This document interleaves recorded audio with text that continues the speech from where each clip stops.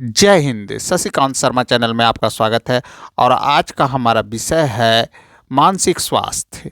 हम लोग तो स्वास्थ्य की बात बहुत ज़्यादा करते हैं अपने दैनिक जीवन में, और हम लोग देखते भी हैं कि अपने स्वास्थ्य, शारीरिक स्वास्थ्य को बनाए रखने के लिए हम लोग जो है जिम वगैरह जाते हैं, सुबह टहलते हैं, एक्सरसाइज करते हैं, कई तरह का जो है व्यायाम करते हैं, और कई तरह का जो है हम लोग जो है भोजन खाते हैं नाश्ते में, या जो है डिनर में, या लंच में। इस तरह से जो है हम लोग जो है भिन्न भिन्न प्रकार का जो है फल फूल आदि भी जो है खाते हैं। किसके लिए? तो शारीरिक स्वास्थ्य को बनाए रखने के लिए।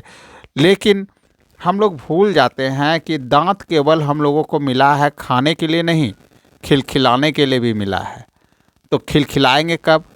जब आप मानसिक रूप से स्वस्थ रहेंगे तभी। मानसिक रूप से स्वस्थ रहना अत्यंत आवश्यक है।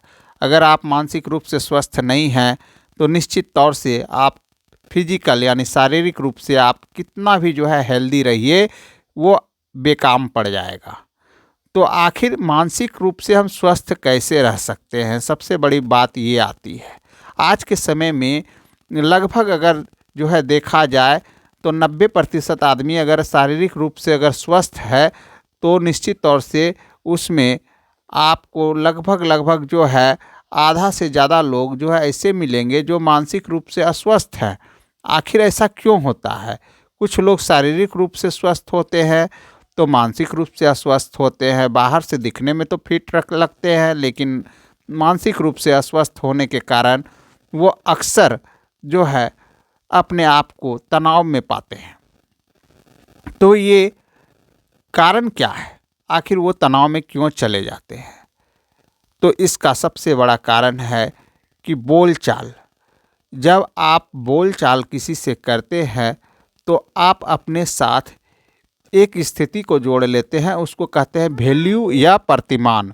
वैल्यू या प्रतिमान आपको एक जो है सीमा रेखा के अंदर बांध करके रखता है।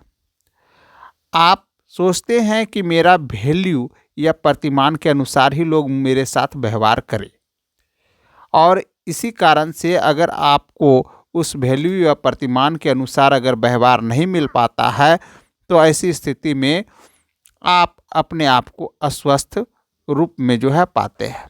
कहने का मतलब है, आप अगर एक जो है पिता है तो पिता के बराबर वैल्यू चाहते हैं अपने बच्चों से, पति है तो पति के बराबर, ठीक है, माता है तो माता के बराबर, और अगर शिक्षक हैं तो एक बच्चों से शिक्षक के जैसा जो है आप जो है चाहते हैं कि हमको वैल्यू मिले। डॉक्टर है तो मरीज से आप चाहते हैं कि हमको डॉक्टर की जैसा जो है वैल्यू मिले। तो आपको सबसे पहले ये ध्यान में रखना होगा कि कोई भी वैल्यू या प्रतिमान आपका बनाया हुआ है, ना कि यह नेचुरल आपको मिला है। आपने बनाया है, और आप इस वैल्यू या प्रतिमान के अंदर अगर आप अपने आप को रखना चाहते हैं तो इसका मतलब है आप घमंडी हैं।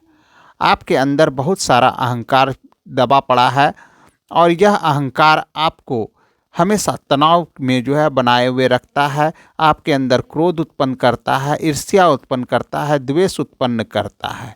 इसलिए कहा जाता है कि अगर आप केवल मनुष्य बनकर रहते हैं, मानव बनकर ही रहते हैं, तो ऐसी स्थिति में आप स्वतंत्र होकर के जीते हैं, तनाव मुक्त होकर के जीते हैं।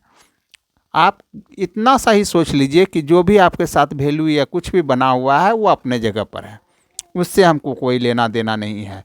अगर आप एक शिक्षक हैं तो छात्र बनकर बच्चों को पढ़ाएं, मज़ा आ जाएगा आपको पढ़ाने में, और बच्चे भी काफ़ी अच्छी तरह से पढ़ेंगे। अगर आप एक डॉक्टर हैं तो आप जो है मरीज की तरह जो है व्यवहार करें, जैसा मरीज चाहता है उस तरह से आप व्यवहार कर दें तो मरीज भी आपसे खुश हो जाएगा। अगर आप पिता हैं और बच्चे आपसे जो है खेल रहे हैं आपके साथ, तो आप भी उनके साथ बच्चे बनकर खेल जाएं। निश्चित है बच्चों को भी मज़ा आ जाएगा, बच्चे भी आनंदपूर्वक रहेंगे और आपको भी आनंद आएगा। यानी कि ये दांत जो कि आप बोले, हम बताए थे शुरू में कि जो है केवल खाने के नहीं खिलखिलाने के लिए भी है, तो वो आपके काम में जो है आ जाएगा। वरना ये केवल जो है चबाने और खाने के सिवा और कोई काम का नहीं रहेगा। दांत को जो है इस्तेमाल कीजिए। उसके बाद आपको एक अपार मानसिक शांति मिलेगी, सुख मिलेगा, मानसिक सुख मिलेगा, और मानसिक रूप से जब आप स्वस्थ रहेंगे तो शारीरिक रूप से स्वस्थ रहना कोई बड़ी बात नहीं है, उसके लिए बहुत सारे उपाय हैं। लेकिन मानसिक रूप से स्वस्थ रहने के लिए केवल जितने भी उपाय हैं सब आपके पास